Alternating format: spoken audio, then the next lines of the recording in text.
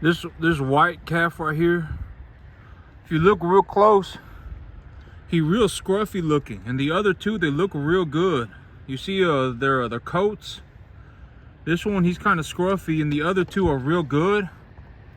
And this one right here, he's also eating food. And these two right here, so the black one and the red one, because they're not eating as much as him, and he's smaller. And so these other two, and they're still bawling pretty bad. And so this morning, I put that black one and the red one in the chute to get them to try and bottle feed them. And they took a couple of gulps of milk, and as soon as they got out, they ate a little bit. But you can see that the white calf is definitely eating better. And so usually when this happens, like usually when a calf is this scruffy looking, it's because either hey Lucy, leave him alone. It's usually because something happened with the mama cow. Either the mama cow died, the mama cow got some kind of an illness. The mama cow was very skinny, and so usually when I see a calf that is this small, that is this scruffy looking, when they're this small and they're this scruffy looking, it's usually because, and they're eating very well like this, and they're eating, it's usually because something happened with their mom. Something happened to them. Lucy, leave them alone. Hey, I don't let my dogs mess with my cattle at all. Lucy, leave them alone. Hey. But usually when these animals, when they're this small and they're this scruffy looking, it's usually because something happened with their mother. Either their mother died, their mother was too skinny, their mother has some kind of an infection or something, and was not able to take care of the calf properly. And so the calf became scruffy and started eating food very early.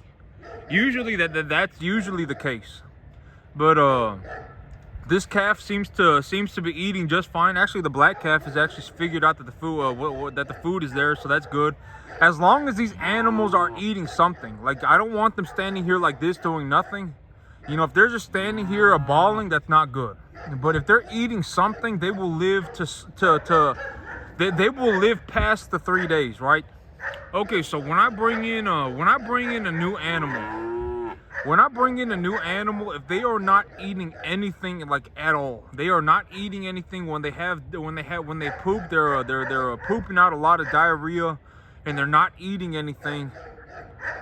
That is when I become extremely concerned. If they're not eating anything at all, usually they only live for about 3 days. 3 to 5 days. 5 days, if I'm fortunate, they will live for 5 days. If I'm not, on the average, they'll live for about 3 days. And so these animals, I need to, as long as I notice that they are eating something, it is okay. If they are not eating anything, that really puts me on the clock. I need to really figure something out, or these animals are not gonna live. They're gonna die. And the smaller the animal is, anything that could happen to the animal is worse the smaller the animal is. So if the animals get BRD, it's worse if they're small. If the animals are having indigestion, it is worse if they're small. If the animals are not eating, it is worse if they're small. Anything that could happen to the animals, if they are small, it is worse. And so right now the animals, I can see that they're eating, right? I can see that they're eating. They took a couple of gulps of milk this morning. And this black calf actually, as soon as he took a couple gulps of milk, he ran over here and started eating some food. So I think it whet his appetite. And it's good to see that, in a 350-pound calf, I understand that he's not eating. But these other two, they're half his size. And so, I'm more concerned about these other two than I am for him. If I really see that he is not eating like at all, by tonight, I'll be more concerned. I actually have not seen him eat yet. This calf right here, I haven't seen him eat yet, and so I still want to be able to see him eat. And when I see him eat, I'll be but as of right now, these calves, they've only been here for about 12 hours. I'm not really concerned for the big one. I'm not concerned for the big one. The small ones are the ones that I'm concerned about. And as long as the small ones start eating, it'll be I'll be okay. And the big one, I'll keep an eye on him. I'm gonna go ahead and I need to get them more calf starter. But the other cattle, they're out there on the pasture. They're out there grazing grass. And I do have 4 kind of medium big animals, but they need more time. They need more time. I really want to get them well, I don't want to take them off of my field when they're like under 750 pounds. I really, even if they're 900 pounds, I would rather have my calves be 900 pounds than 700 pounds when I take them to the market. So I would rather them be on the heavier side. And if you take a look at my field, you can tell even from here, you can see the grass in the very front, and you can actually see the grass coming off the ground now. And so even from here, even in the very front, the grass has grown like another 6 inches. And so the grass on my field is extreme. I have a lot of grass. I have more grass than these animals could ever eat. And this is, you can actually see the grass from here. And I'm not even over at the field, and I can see the grass growing from here. And so, the grass is probably up to my shins right now, even in the very front. And, these cattle, they spend most of their time eating grass in the front. And so the grass in the back is way better. And so right now, I have more grass than these animals could ever eat. I don't want to take my big animals off of my grass when my grass looks like this, because if my grass looks like this by January, it will have gone to seed, and by late January, by middle of February, my grass will have died. My grass will have died because it will have dropped seed, and once it's dropped seed, and if it drops seed in the middle of February, late of January, that's usually the coldest time of the year.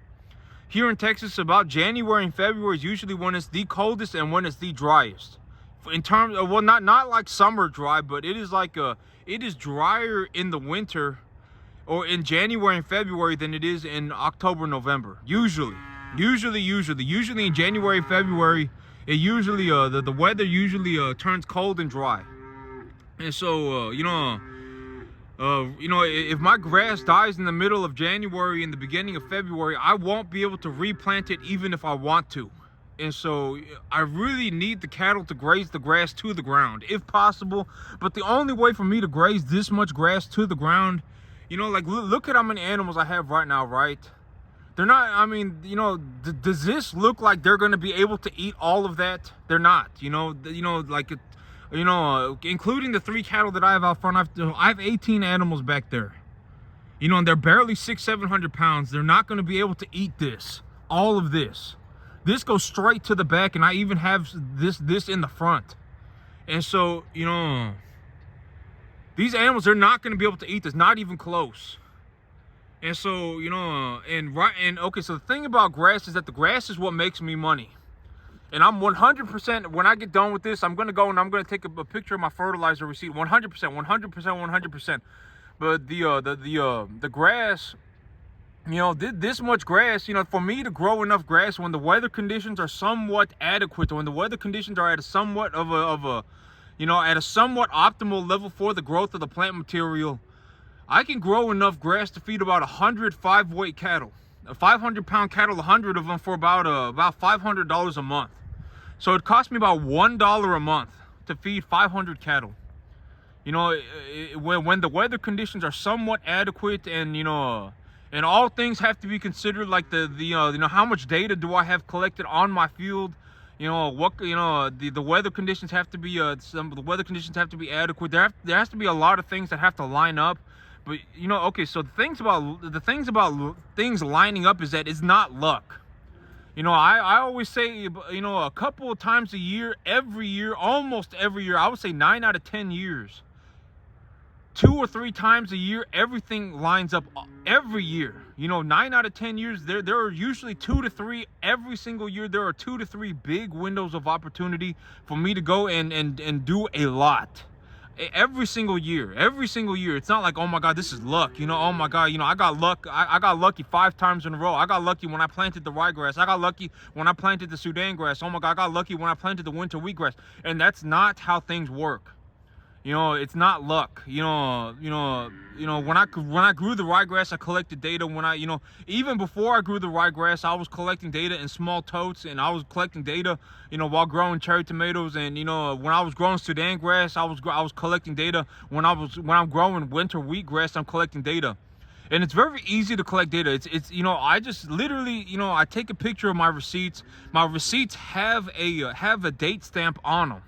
They have a date stamp on them. Like, even for these animals, they have a date stamp on them. They have how much I paid per pound, and they have the average weight of the animal, right? Boom, data collected. I just take a picture of it, or I put it in a binder.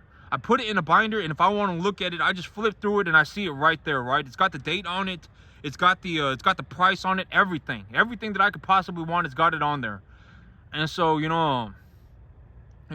collecting data is not hard.